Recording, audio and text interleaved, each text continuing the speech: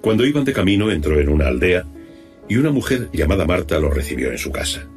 Tenía esta una hermana llamada María, quien sentada a los pies del Señor escuchaba su palabra. Mientras Marta andaba afanada en los múltiples quehaceres de la casa. Acercándose entonces dijo: «Señor, ¿no te importa que mi hermana me deje sola en las tareas de la casa? Dile pues que me ayude». Pero el Señor le contestó: «Marta, Marta, te preocupas e inquietas por muchas cosas, y solo una es necesaria.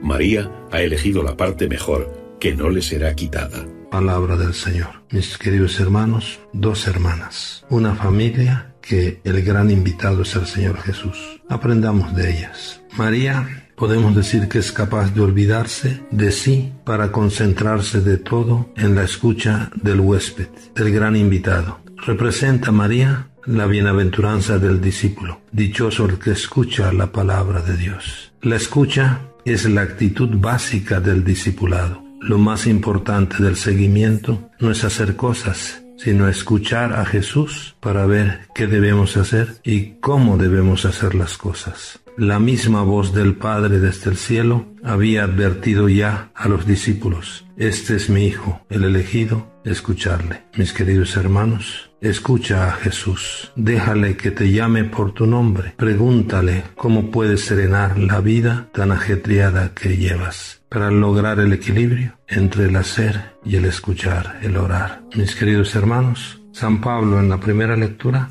nos habla de su ayer, podemos decir como perseguidor, y de su hoy como discípulo. Y entonces nos invita a que todo tiene sentido cuando nos encontramos con Cristo y nos hacemos sus discípulos. Y por lo tanto, la centralidad en Cristo como fuente que le da sentido y rumbo a nuestra vida. Todos, como San Pablo, mis queridos hermanos, tenemos un ayer y un hoy en nuestra vida de fe como seguimiento al Señor. El ayer lleno a veces de errores, de pecados, de negaciones, de persecuciones. Y el hoy se da cuando nos encontramos con Jesús y entablamos una vida de comunión con Él. Pasamos a ser sus amigos, sus discípulos. Porque en Jesús descubrimos el tesoro y aceptamos de que una sola cosa es necesaria. Él, Jesús, solamente esto es necesario. Y esto nos hace hombres de fe. Entonces seamos hombres y mujeres de fe, de tal manera que seamos hombres y mujeres de principios y no de simples ideologías, de criterios y no de modas u opiniones, porque somos de opciones y no únicamente de gustos o caprichos. Seamos hombres y mujeres de fe, de actitudes de comunión, que reaccionamos con misericordia y no de acciones de conveniencia. Y todo esto